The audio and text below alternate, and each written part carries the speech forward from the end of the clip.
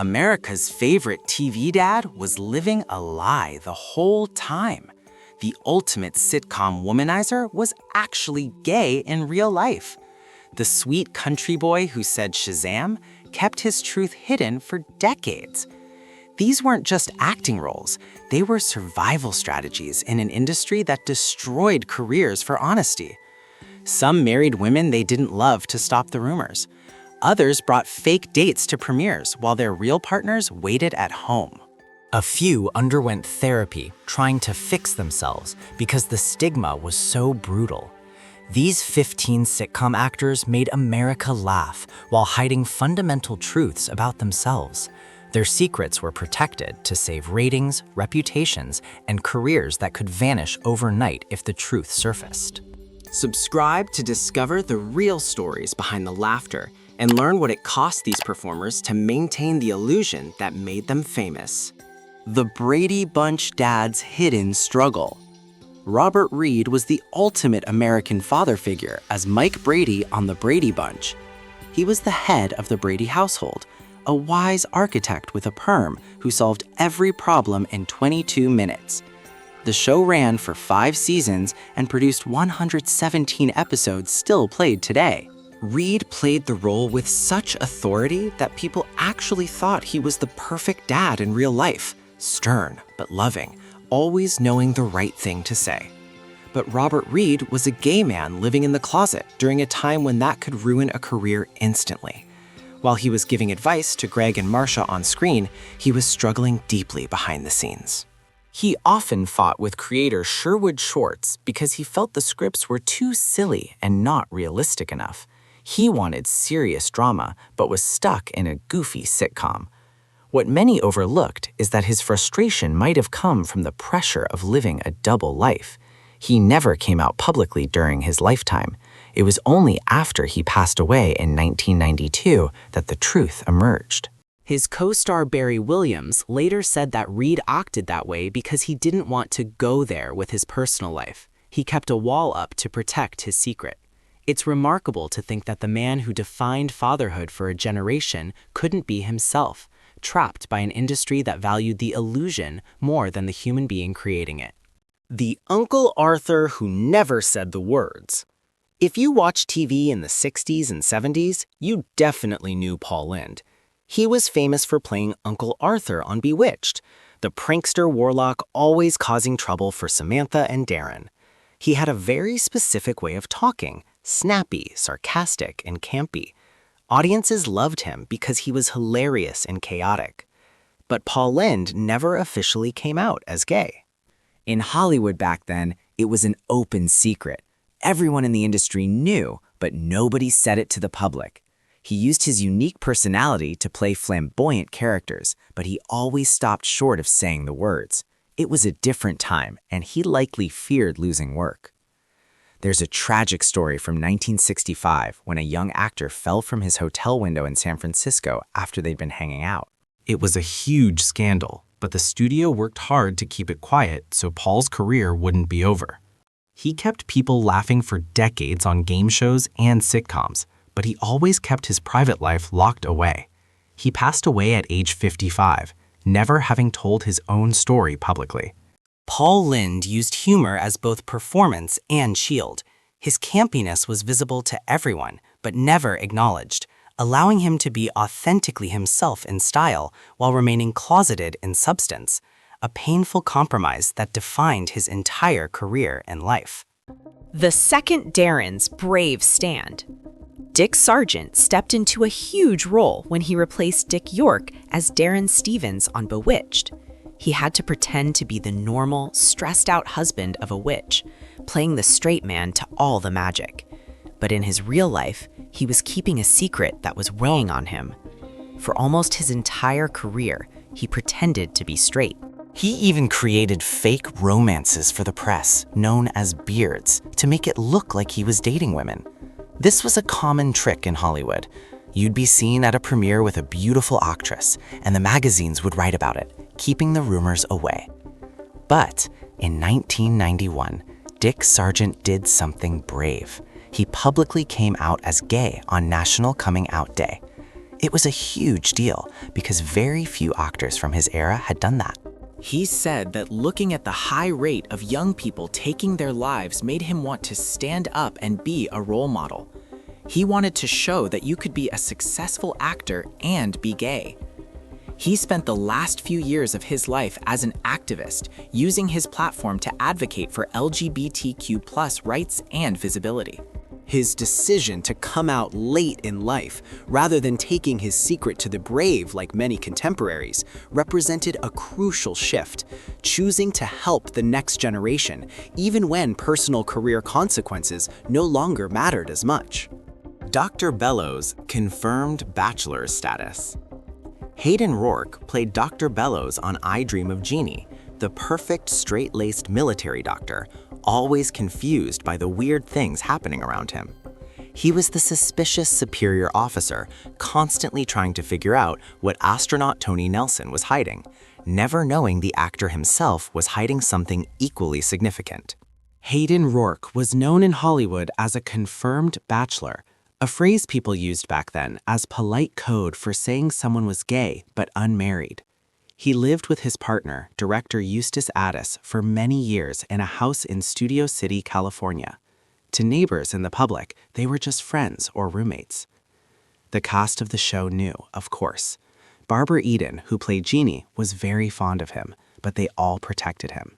In the 60s, if the public found out that a military character on a family show was gay, the network would have canceled his contract immediately. So Hayden Rourke played the confused doctor perfectly, never letting the mask slip. He kept his secret all the way until he passed away, maintaining the fiction that his decades-long partnership with Addis was merely convenient friendship, rather than the committed relationship it actually was. His story illustrates how confirmed bachelor became Hollywood code, allowing those who understood to know the truth, while maintaining plausible deniability for audiences and networks that demanded heterosexual performers, even when everyone involved knew better. Gomer Pyle's decades-long secret. Gomer Pyle was one of TV's most lovable characters. Jim Nabors became incredibly rich and famous from this role, the sweet, naive country boy with a high-pitched voice who always said, "Shazam." But Jim Nabors had a secret, totally different from his character. For one thing, when he wasn't speaking in his Gomer voice, he had a deep, powerful singing voice. But more importantly, he was a gay man. He lived very quietly in Hawaii for many years to stay away from the Hollywood gossip machine. There was a very mean rumor that spread in the 70s, claiming he had married another famous actor, Rock Hudson, in secret. That rumor almost ruined his career, and he had to work very hard to suppress it. The viciousness of the rumor illustrated how dangerous even speculation could be. The amazing thing is that Jim Nabors finally did get married, but it was decades later. In 2013, when he was 82 years old, he married his partner of 38 years.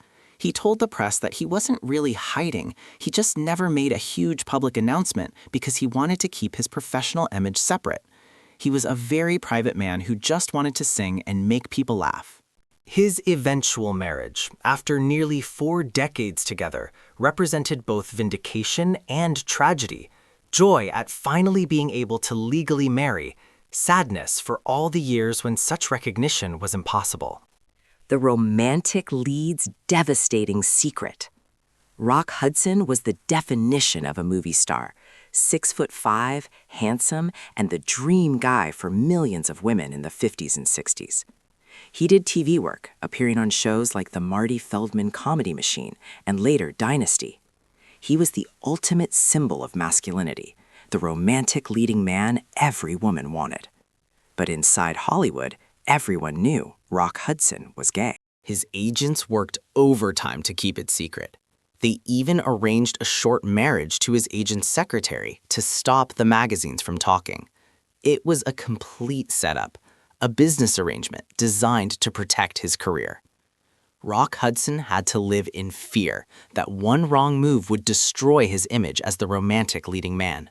He maintained this facade for decades, attending premieres with beautiful women, giving interviews about his search for the perfect wife, all while his real relationships remained hidden. Sadly, his secret came out in a tragic way. In 1985, Rock Hudson became the first major celebrity to reveal he had AIDS. His announcement changed everything, forcing the world to pay attention to the health crisis devastating the gay community. He passed away shortly after, but his bravery in those final days did more for LGBTQ+ visibility than his entire acting career. His death transformed him from closeted star to inadvertent activist, finally making his sexuality public in the cruelest possible way, while simultaneously saving countless lives by bringing attention to AIDS. Dr. Kildare's 50-year closet. Richard Chamberlain was the king of TV miniseries, but in the 60s he played Dr. Kildare and was a massive teen idol. He received 12,000 fan letters a week, mostly from women who wanted to marry him. The pressure to maintain that fantasy was immense. He had to pretend to be the perfect boyfriend for thousands of fans, while knowing he could never be that person.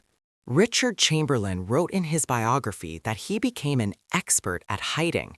He would take female friends to red carpet premieres just to have photos taken. He said he felt like a fake, living a lie every single day. He moved to Hawaii later in life to escape the pressure of Hollywood. He didn't come out publicly until 2003, when he was almost 70 years old. He wrote a book called Shattered Love, where he finally told the truth. He said he was tired of hiding and wanted to live his final years being honest. It's sad to think he spent his prime years afraid of being discovered, decades of his life consumed by maintaining an illusion. But his late-life honesty helped other actors understand they didn't have to carry that burden forever. Chamberlain's story represents an entire generation of actors who spent the majority of their lives closeted, only finding freedom in their twilight years when careers no longer hung in the balance. Anthony Perkins is best known as Norman Bates from Psycho, but he also appeared on television panel shows like Match Game. He was extremely shy and struggled profoundly with his sexuality in an era when being gay carried immense stigma. For a long time, he underwent therapy trying to change who he was because the social pressure was so intense. He eventually married a woman and had 2 children, living a life that seemed totally traditional from the outside. Many people in Hollywood were confused by his choices, wondering if the marriage was genuine or another form of performance. Whatever the arrangement was in his private life, he kept his attraction to men a secret from the general public. The internal conflict between who he was and who he felt he needed to appear to be created psychological turmoil that manifested in various ways throughout his life. Sadly, like Rock Hudson, Anthony Perkins's life was cut short by AIDS-related complications in 1992. He released a statement right before he passed away, saying he had learned more about love and compassion in his final journey than in his whole life. It was a touching end to a troubled story. Perkins's life illustrates the particular cruelty of an era that forced people to choose between authenticity and survival, often resulting in internal conflicts that no amount of therapy or performance could resolve, leaving damaged lives in their wake. The camp icon who played the game. Charles Nelson Reilly was a staple of 70s TV as a regular panelist on Match Game, where he sat in the top row wearing giant glasses and smoking a pipe. He was hilarious, quick-witted, and very campy. He made jokes that hinted at his life, but he never said it outright. He played the character of the eccentric bachelor perfectly. In the 70s, you could be funny and weird, but you couldn't be openly gay on family television. Charles Nelson Reilly walked that fine line his whole career. He would tell stories on talk shows that were obviously about men, but he would change the pronouns or just leave the details vague. It was a game he played with the audience. Those who understood the codes knew the truth, while others remained oblivious. It wasn't until the 90s when he performed a one-man stage show that he really opened up about his life. He talked about how hard it was to be himself in an industry that only wanted him for jokes, never taking him seriously as a complete human being. He was a pioneer because he managed to be visibly different on TV every single day, even if he couldn't say the words. His campiness was so pronounced that it functioned as both a revelation and shield. Everyone could see his queerness, but as long as he didn't name it, the industry could pretend it didn't exist. A perfect example of don't ask, don't tell before that policy even existed. The musical star's hidden pain. Dan Daley was one of MGM's most talented musical performers during the 40s and 50s, known for his dancing ability and boyish charm. He starred opposite Betty Grable in several successful musicals and seemed to embody wholesome American entertainment. Behind the scenes, his life was far more complicated. Daley was married 3 times, all marriages troubled and brief. He struggled with alcoholism throughout his career, a problem that may have been exacerbated by the stress of hiding his sexuality. Industry rumors suggested he was gay or bisexual, though he never publicly addressed such speculation. What made Daley's situation particularly difficult was the nature of his stardom. He played romantic leads opposite major female stars, requiring convincing on-screen chemistry while maintaining a public image as a desirable leading man. The disconnect between performance and reality created psychological strain. His alcoholism worsened over time, leading to professional difficulties and damaged relationships. Some contemporaries believed his drinking was directly related to the stress of maintaining his closeted lifestyle, though Daley himself never made such connections publicly. He died in 1978, having spent his entire career performing not just on screen, but in every aspect of his public life. The exhaustion of constant performance, coupled with the pain of hiding his authentic self, may have contributed to his ultimate self-destruction through alcohol, a tragic pattern repeated in many closeted performers of his generation. Barney Stinson was the ultimate irony on How I Met Your Mother. He wore suits, chased women, and had a playbook for picking up girls. He was the breakout character, and Neil Patrick Harris played him so well that guys all over America were quoting him. The irony was perfect, a gay man playing the straightest character on television. But in 2006, while the show was a massive hit, a blogger started threatening to out him. Instead of letting rumors swirl, Neil Patrick Harris took control. He released a statement to People magazine saying he was a proud gay man. It was a huge risk. The show was still on the air, and there were real fears about whether audiences would still believe him as the womanizing Barney. The answer was yes. The fans didn't care. In fact, Barney became even more popular after the revelation. Neil Patrick Harris proved that a gay man could play the straightest character on TV and pull it off brilliantly. He continued the role for years and is now happily married with twins. He shattered the glass ceiling for sitcom actors, demonstrating that sexuality doesn't limit range and that audiences care more about talent than about actors' personal lives. His success paved the way for other openly gay actors to play against type. Harris's story represents a turning point, proof that coming out doesn't automatically destroy careers, and that honesty can coexist with commercial success in ways previous generations couldn't have imagined. Sheldon Coopers is a genius physicist who has 0 social skills and, for a long time, 0 interest in romance. Jim Parsons played him with such precision that he won 4 Emmys.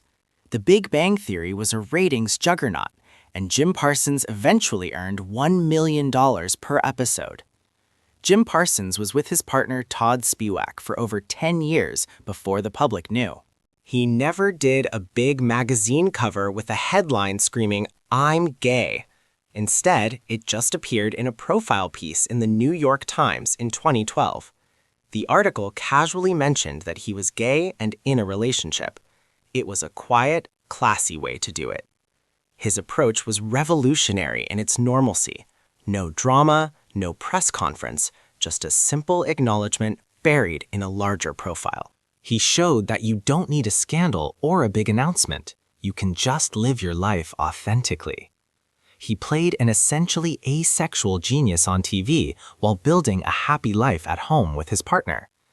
The disconnect between character and actor didn't matter to audiences because the performance was so strong. Parsons later married Spiewak, and they've built a life together while he continued to be one of television's highest-paid actors. His quiet coming out demonstrated that by 2012, the landscape had shifted enough that honesty didn't automatically trigger career destruction, at least for some performers in some contexts, representing significant progress from previous decades. The heartthrob who lost Superman. Matt Bomer played Neil Caffrey on White Collar, the incredibly handsome con artist who charmed every woman he met. He looks like a classic Hollywood leading man with blue eyes and a perfect jawline. For a long time, casting directors thought he was the next big romantic lead. But Matt Bomer was quietly living with his husband and their 3 children, managing to keep his family totally out of the spotlight for years. In 2012, he received an award for his work with HIV/AIDS activism, and in his acceptance speech, he thanked his family, his husband and children. That was his coming out, simple and direct. He's been open about losing roles because of his sexuality. Most famously, he's discussed being the director's choice for Superman, but losing the role when his sexuality became known. The pain of that loss, being perfect for a role but deemed unmarketable because of who he loved, captures the ongoing discrimination, even in recent years. But he proved that a gay man can be a heartthrob and an action star. He continued working constantly in film and television, eventually winning a Golden Globe for The Normal Heart, playing a gay man dying of AIDS with devastating authenticity. Bomer's career demonstrates both how far Hollywood has come and how far it still needs to go. He can work, he can succeed, but certain doors remain closed based on sexuality rather than talent. Niles Crane's hidden heart. Niles Crane is one of the greatest sitcom characters ever. Fussy, clean, obsessed with opera. For 11 seasons on Frasier, the main storyline for Niles was his desperate love for Daphne, the housekeeper. He pined after her, chased her, and eventually married her. It was one of the most romantic stories on TV. The actor David Hyde Pierce played that heterosexual romance perfectly. But in real life, he was with his partner Brian Hargrove the entire time. David was very private. He didn't lie, but he didn't volunteer information. He let the work speak for itself. He won 4 Emmy Awards for playing Niles, and nobody questioned his ability to play a man in love with a woman. The performance was so complete, so convincing, that audiences never considered the actor's actual sexuality might be different from the character's. He officially came out in 2007, years after the show ended, doing it quietly through a representative after media pressure increased. He later married his partner in California when same-sex marriage became legal. His story shows that you can be half of a famous TV couple and still keep your real-life life totally separate. It also demonstrates the high level of acting skill required to play romantic love convincingly when it doesn't match your lived experience, a burden straight actors never have to carry, making his Emmy wins even more impressive as achievements of pure craft. The Broadway legend's late freedom. Nathan Lane is a legend of Broadway and film, the voice of Timon in The Lion King and Pepper on Modern Family. He's famous for being flamboyant and loud, his performances bursting with energy and wit. But for a huge chunk of his career, especially in the 90s, he was terrified of coming out publicly. He did a major interview in 1999 where he finally discussed his sexuality. But before that, he felt he had to play the game, telling reporters he was single or evading questions because he saw what happened to other actors. He didn't want to be pigeonholed or lose opportunities. The fear was particularly ironic, given his obviously gay-coded performances. Everyone could see his queerness in his work, but as long as he didn't say the words, the industry could maintain plausible deniability. Even after he came out, he continued playing all kinds of roles. His recurring role on Modern Family as the eccentric party planner was a huge hit. He showed that you could be out, be yourself, and still be one of the most successful people in show business. Nathan Lane's trajectory illustrates the generational shift.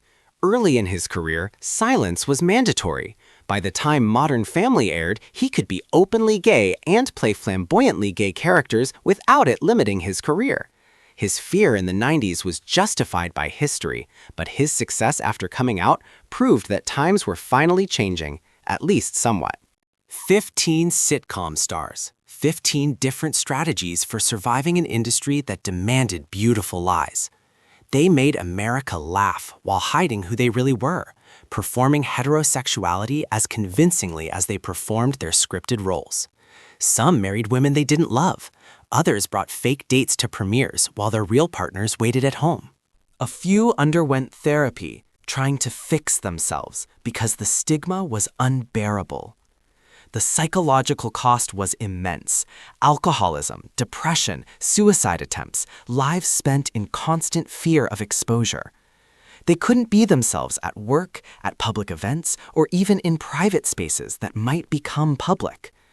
The closet followed them everywhere, a prison with no walls but absolute boundaries. But their stories also show progress. Robert Reed died closeted in 1992. By 2012, Jim Parsons could come out casually in a newspaper profile without career consequences. Neil Patrick Harris proved a gay man could play the ultimate straight womanizer, and audiences wouldn't care. The shift happened because brave actors like Dick Sargent came out when it was still dangerous, paving the way for those who followed. These 15 performers helped change television, not just through the characters they played, but through the truth they eventually told. Their courage, whether early or late, loud or quiet, made it possible for the next generation to live openly from the start. Subscribe to ensure these stories reach young performers who deserve to know they don't have to choose between authenticity and success the way these 15 stars did.